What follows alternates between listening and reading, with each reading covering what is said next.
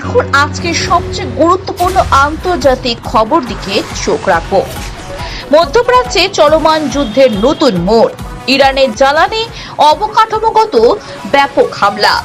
একযোগে ইরানে অন্তত 30টি জ্বালানি স্থাপনায় যুক্তরাষ্ট্র ইসরায়েলের সমন্বিত হামলা, তেহরানে ভয়াবহ আগুন ও বিস্ফোরণ।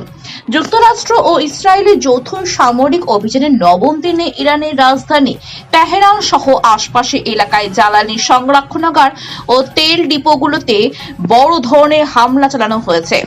ইসরায়েলের প্রতিরক্ষা বাহিনী নিশ্চিত করেছে যে তারা তেহরান ও আলবোর্জ প্রদেশে একাধিক জ্বালানি স্টোরেজ কমপ্লেক্স ও পেট্রোলিয়ামের ট্রান্সফার সেন্টারে উল্লেখযোগ্য হামলা চালিয়েছে।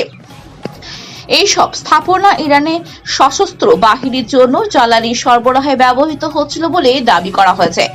শনিবার রাত থেকে রবিবার ভোর পর্যন্ত চালানো এই হামলায় তেহরানের শাহরান, আগদাশিয়াল সহ বেশ কয়েকটি প্রধান তেল ডিপোতে বিস্ফোরণ ঘটে। আকাশে বিশাল কালো ধোঁয়ায় কুণ্ডলী এবং লেলিহান আগুনের দৃশ্য সোশ্যাল মিডিয়ায় ছড়িয়ে পড়েছে। ইরানের তেল মন্ত্রণালয়ে স্বীকার করেছে যে তেহরান ও পার্শ্ববর্তী এলাকায় একাধিক জ্বালানি মজুদ কেন্দ্র ক্ষতিগ্রস্ত হয়েছে। সূত্র মারফত খবর, ইরানে কমপক্ষে 30টি জ্বালানি সংক্রান্ত স্থাপনা ও এই অভিযানে লক্ষ্যবস্তু হয়েছে। এটি যুদ্ধ শুরুর পর থেকে ইরানের জ্বালানি খাতে প্রথম বড় মাপের আক্রমণ। এর আগে হামলাগুলো মূলত সামরিক ঘাঁটি, নিউক্লিয়ার সাইট ও কমান্ড সেন্টারগুলোতে সীমাবদ্ধ ছিল। মার্কিন প্রেসিডেন্ট ডোনাল্ড ট্রাম্প এই হামলার পর সোশ্যাল মিডিয়ায় পোস্ট করে বলেছেন, ইরানকে খুব কঠিনভাবে আঘাত করা হবে এবং আরও লক্ষ্যবস্তু বিবেচনাধীন রয়েছে। তিনি ইরানে নিঃশর্ত আত্মসমর্পণ দাবি করেছেন। ইরানের পক্ষ থেকে এখনো এই নির্দিষ্ট হামলায় আনুষ্ঠানিক প্রতিক্রিয়া আসেনি, তবে দেশটি গত কয়েকদিন ধরে ইসরায়েল, সৌদি আরব, কাতার সহ উপসাগরীয় দেশগুলোতে পাল্টা ড্রোন ও ক্ষেপণাস্ত্র হামলা চালিয়ে যাচ্ছে।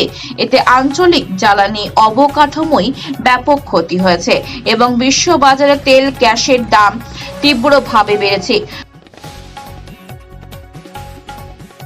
বর্তমান যুদ্ধ এখন দ্বিতীয় সপ্তাহে পা দিয়েছে। উভয় পক্ষের হামলা ক্রমশ তীব্র হচ্ছে। জাতিসংঘ সহ আন্তর্জাতিক সম্প্রদায় বারবার যুদ্ধবিরতির আহ্বান জানালেও কোনো পক্ষই পিছু হাঁটার লক্ষণ দেখাচ্ছেন না। পরিস্থিতি আরও অস্থির হয়ে উঠলে বিশ্ব অর্থনীতিতে, বিশেষ করে জ্বালানি সরবরাহে দীর্ঘমেয়াদী প্রভাব পড়তে পারে। Bureau report, Gangasagar বেলাভূমি।